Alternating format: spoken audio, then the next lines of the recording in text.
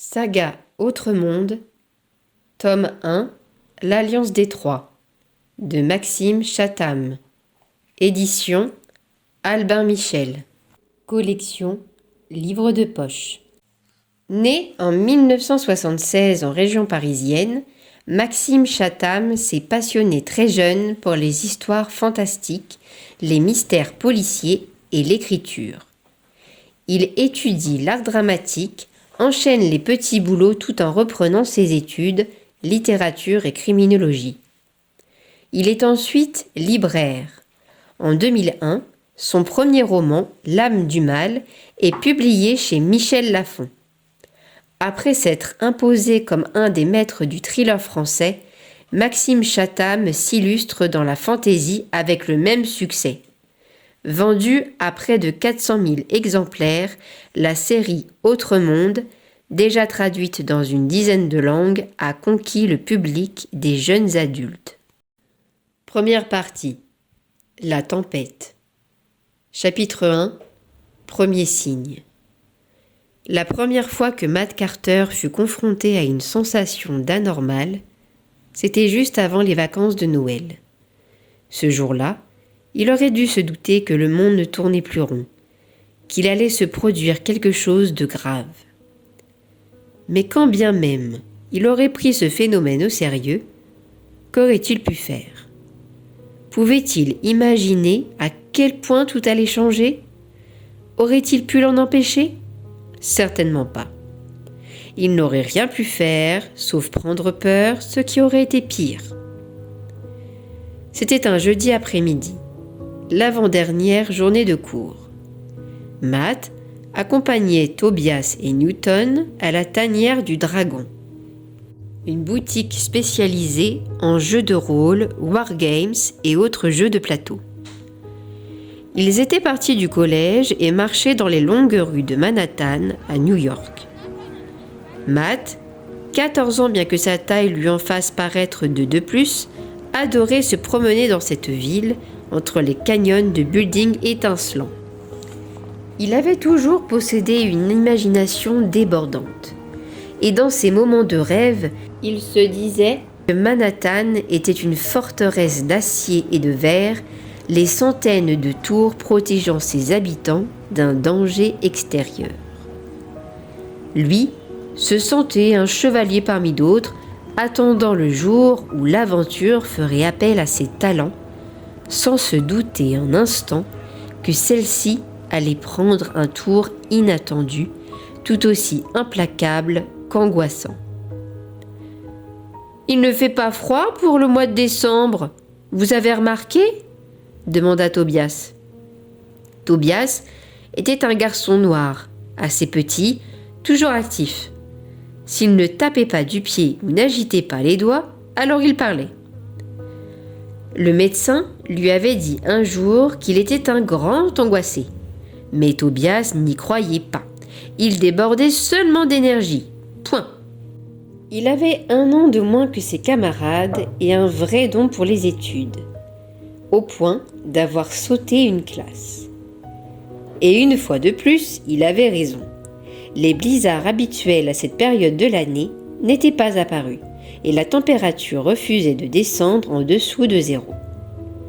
Avec les scouts, continua-t-il, on va même aller camper dans le comté de Rockland pendant les vacances. Camper en plein mois de décembre. Lâche-nous avec tes scouts, protesta Newton. Newton, au contraire, était aussi grand et costaud pour son âge qu'il manquait de subtilité, essentiellement tourné vers sa petite personne. Néanmoins, il était un compagnon de jeu de rôle inestimable pour son imagination et son implication. « N'empêche, c'est vrai !» insista Tobias. « Ça fait 2 ans de suite qu'on n'a presque pas de neige. Moi, je vous le dis, c'est la pollution. Ça dérègle toute la planète. » « Ouais. Eh bien, en attendant, vous allez avoir quoi pour Noël ?» demanda Newton. « Moi, j'attends la nouvelle Xbox. Avec Oblivion, j'adore ce jeu. » « Moi, j'ai demandé une de ces tentes qui se déplie toute seule quand tu la sors de son sac, répliqua Tobias. Des jumelles pour l'observation des oiseaux et aussi un abonnement à World of Warcraft pour l'année prochaine. Newton fit la moue, comme si une tente et des jumelles ne pouvaient être des cadeaux acceptables. « Et toi, Matt ?» interrogea Tobias. Matt marchait les mains dans les poches de son manteau noir qui ondoyait dans le vent. Ses cheveux bruns mi-longs lui fouettaient le front et les joues. Il haussa les épaules. « Je sais pas.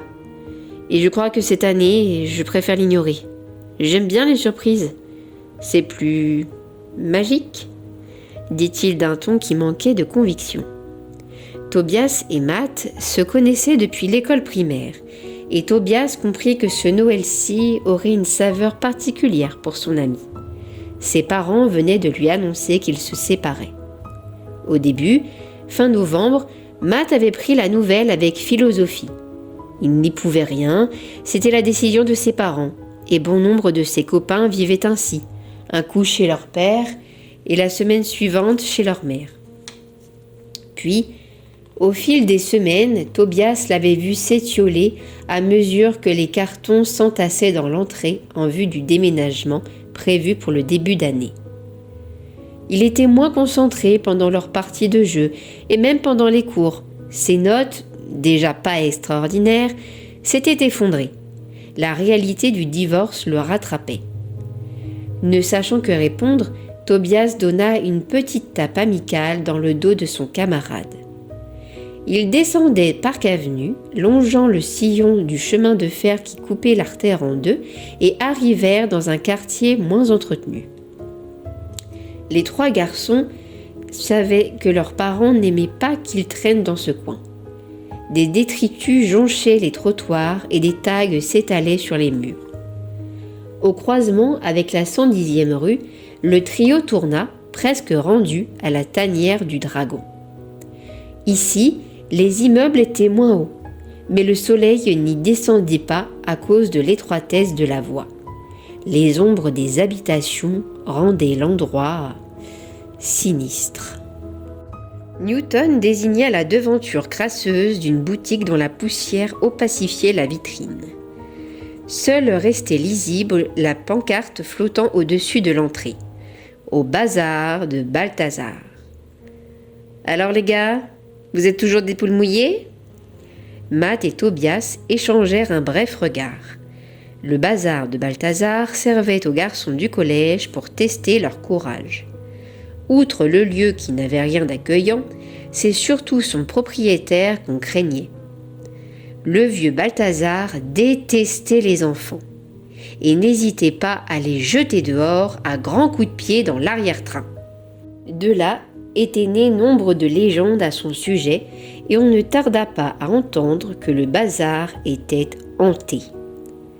Personne n'y croyait, mais on prenait soin de ne pas s'en approcher. Pourtant, à la rentrée, Newton s'y était rendu tout seul. Il en était ressorti après avoir passé les 5 minutes réglementaires pour réussir l'épreuve.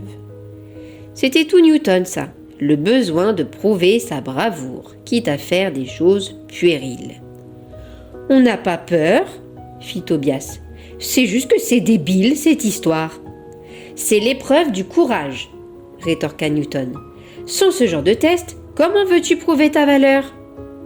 On n'a pas besoin de ce genre de truc idiot pour être courageux. Alors vas-y, prouve-moi que c'est idiot, qu'il n'y a rien à craindre et que tu es un homme, un vrai. » Tobias soupira. « Il n'y a rien à prouver. C'est nul, c'est tout. »« Je savais que tu te dégonflerais, » pouffa Newton. Matt fit un pas en avant vers la rue. « Ok, on va y aller, Tobias et moi. » L'intéressé ouvrit de grands yeux surpris. « Qu'est-ce qui te prend ?» bafouilla Tobias. « Puisque vous êtes deux, » annonça Newton, « vous devez revenir avec quelque chose. » Tobias fronça les sourcils. Tout ça prenait mauvaise tournure. « Quoi ? Comment ça ?» fit-il. « Vous devez piquer un truc à Balthazar. n'importe quoi, mais revenez avec un objet. Et là, vous serez des braves, les mecs. Vous aurez tout mon respect. » Tobias secoua la tête. « C'est complètement idiot ce !» Matt l'attrapa par l'épaule et l'entraîna pour traverser avec lui la rue en direction de la vieille échoppe. « Mais qu'est-ce que tu fais ?» protesta Tobias. « On ne doit pas y aller. Newton est un crétin qui fait ça pour se foutre de nous. »« Peut-être, mais au moins il arrêtera avec ça. Viens, il n'y a rien à craindre. » Tobias marchait à ses côtés, profondément mal à l'aise à l'idée de faire quelque chose qu'il ne sentait pas. Matt n'aurait jamais fait ça avant que ses parents divorcent, songea-t-il. Il n'est plus le même. C'est comme le climat, tout fout le camp. Matt marqua une pause devant la porte du bazar. Ce dernier semblait si vieux qu'il aurait pu être là à l'époque des Indiens. La peinture vert sombre de la façade s'écaillait, révélant un bois moisi. La croûte grise était si épaisse sur la vitrine qu'on ne pouvait même pas vérifier s'il y avait ou non de la lumière à l'intérieur. « On dirait que c'est fermé !» protesta Tobias avec une nuance d'espoir dans la voix. Matt secoua la tête et posa la main sur la poignée. La porte s'ouvrit en grinçant et ils entrèrent. L'intérieur était pire que tout ce que l'on pouvait imaginer de l'extérieur. Des étagères en bois recouvraient les murs et encombraient la longue pièce dans tous les sens, la transformant en labyrinthe. Des centaines, des milliers d'objets s'entassaient pêle-mêle, bibelots, presse-papier en forme de statuettes, bijoux aussi anciens que la boutique, livres à reliure de cuir craquelé, insectes séchés et punaisés dans des boîtes transparentes, tableaux noircis, meubles bancals, le tout recouvert d'une impressionnante couche de poussière, comme si personne n'y avait plus touché depuis des siècles. Mais, au final, le plus surprenant était encore l'éclairage. Une seule ampoule nue, perdue au milieu de ce capharnaüm et qui ne diffusait qu'une lueur chiche, abandonnant le reste de la pièce à sa pénombre mystérieuse. « Oh, vraiment, je crois qu'on devrait sortir d'ici !» chuchota Tobias en levant des yeux inquiets vers le plafond. Sans un mot, Matt contourna la première série d'armoires ouvertes sur des collections de timbres, de papillons et de bocaux pleins de billes multicolores qui attirèrent tout à coup l'attention de Tobias. Matt fouillait l'endroit du regard sans parvenir à détecter présence humaine. Le bazar semblait interminable et il crut percevoir un murmure provenant du fond. Tobias lui saisit le bras. « Viens, je crois qu'il vaut mieux sortir. Je préfère que Newton me traite de poule mouillée que de voler un truc ici. »« On ne va rien voler, » lui répondit Matt sans s'arrêter pour autant. « Tu me connais, je ne suis pas comme ça. Alors qu'est-ce que tu fais là ?» se désespéra Tobias. Mais Matt ne répondit pas, occupé à marcher en direction des murmures. Plus déstabilisant encore que le lieu qu'il visitait, le silence de Matt termina de paralyser Tobias. Il ne put rien ajouter, partagé entre une frousse tenace lui ordonnant de déguerpir et une véritable fascination pour la multitude de billes qui brillaient doucement à travers leur récipient en verre. Combien y en avait-il ? Peut-être 1000 ou 2000 ? Impossible de savoir. Certaines luisaient d'un éclat violet et orange ou noir et jaune qui les faisait ressembler à des yeux monstrueux. Tobias réalisa soudain que son camarade s'était enfoncé dans le magasin et, ne voulant pas rester seul, il s'élança sur ses pas. Les billes pivotèrent pour le suivre du regard. Tobias se retint de hurler. Il se pencha vers elle. Rien. Toutes les billes étaient inertes. Rien que des billes. Il avait rêvé. Oui, c'était ça. Un effet d'optique ou tout simplement un tour de son cerveau à cause de l'angoisse.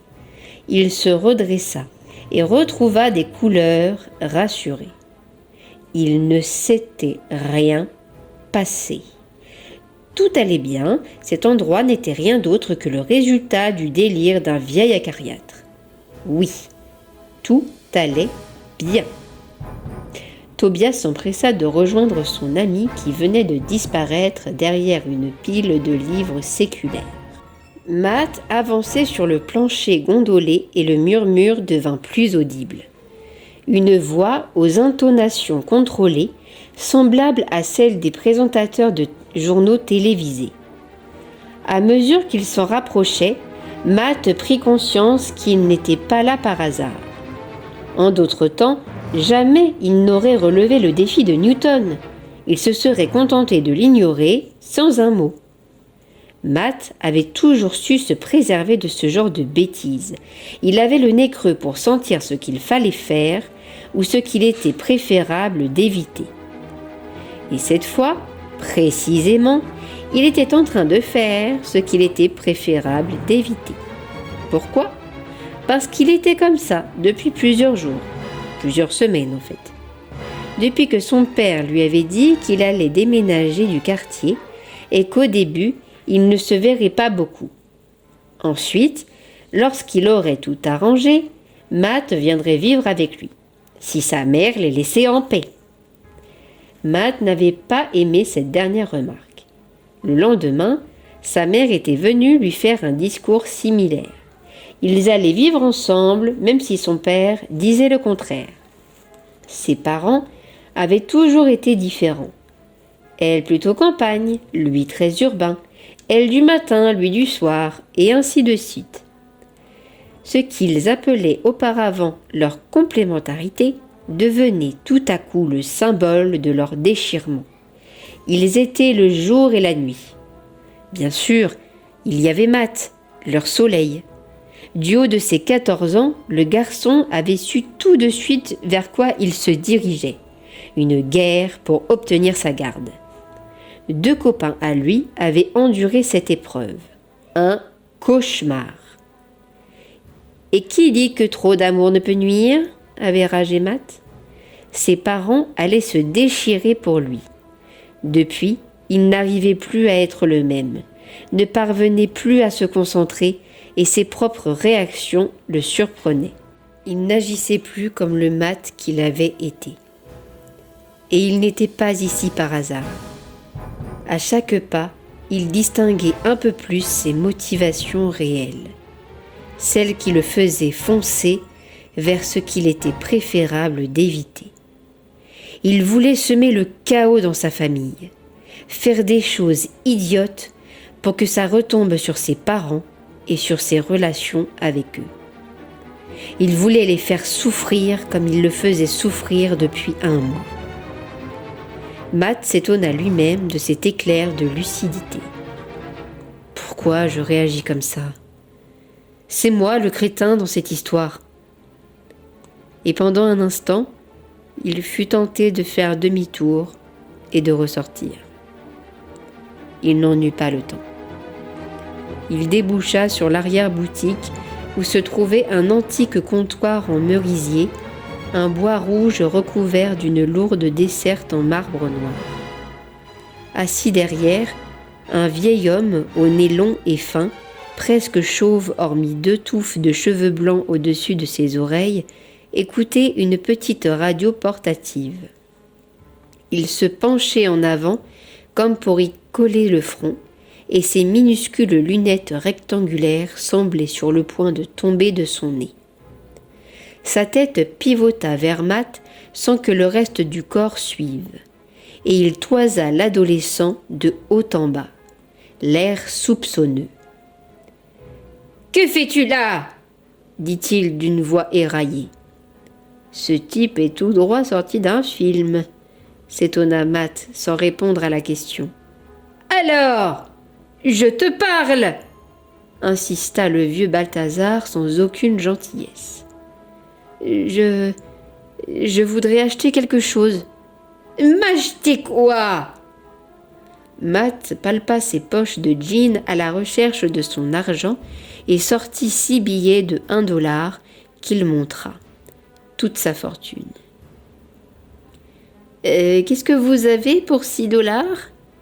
Balthazar fronça les sourcils et ses petits yeux noirs s'étrécirent encore. Il semblait sur le point d'exploser.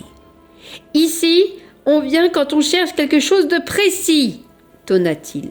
« Où te crois-tu donc ?»« Dans un magasin ?» répondit Matt sans se démonter. Cette fois, Balthazar bondit de son siège. Il portait une grosse robe de chambre en laine grise par-dessus un costume poussiéreux comme son commerce. Il posa les mains sur le marbre du comptoir et se pencha pour fixer Matt droit dans les yeux. « Espèce d'insolent! Je suis capable de trouver n'importe quoi, pour peu qu'on y mette le prix. N'importe quoi, tu m'entends? Et toi, tu me demandes ce que je peux te vendre pour $6 ? Ça ne marche pas dans ce sens chez moi. Je ne suis pas ce genre de magasin. » Matt commençait à se sentir moins vaillant. Il n'avait plus du tout envie d'être ici. Et il allait décamper lorsqu'il remarqua un mouvement étrange sous la manche du vieil homme. Il n'eut que le temps d'apercevoir le bout d'une queue huileuse, marron et noire, qui frétillait avant qu'elle ne remonte sous le tissu. Il resta bouche bée. Un serpent ? Ce cinglé avait-il un serpent enroulé autour du bras sous sa robe de chambre ? Cette fois, il était grand temps de déguerpir. Mais Tobias surgit dans son dos. Balthazar le vit, et cette fois ses mâchoires roulèrent sous la fine peau de ses joues, tant il fulminait. « Et vous venez à plusieurs pour ça, morveux ?» éructa-t-il. Tobias ne put retenir un gémissement de peur lorsqu'il vit Balthazar se redresser et contourner son meuble pour venir vers eux. Matt fit 2 pas en arrière lorsque Balthazar apparut tout entier. Ce qu'il vit lui glaça le sang. Une autre queue de serpent dépassait de derrière la robe de chambre, cette fois beaucoup plus volumineuse, de la taille d'une grosse aubergine. Elle se tordit avant de remonter à toute vitesse, comme si elle avait compris qu'on la voyait. Matt entendit les pas de Tobias qui courait vers la sortie. « Vous allez me foutre le camp tout de suite !» Matt recula de plus en plus vite, tandis que Balthazar fonçait sur lui. Puis, il se mit à fuir. Il slaloma entre les hautes étagères et vit enfin la porte qui se refermait sur le passage de Tobias. La lumière du jour qui filtrait par l'ouverture semblait lointaine, presque irréelle. Matt y parvint pourtant, tira sur la poignée et, sur le seuil, sans savoir vraiment pourquoi, il se tourna pour contempler l'antre de Balthazar. Au bout de l'allée, dans la pénombre du bric-à-brac, le vieux bonhomme le scrutait également. Tandis que la porte se refermait doucement, Matt le vit sourire, content de lui. Et dans la dernière seconde, il vit distinctement une langue fourchue jaillir d'entre les lèvres de Balthazar, une langue tressautante de serpent.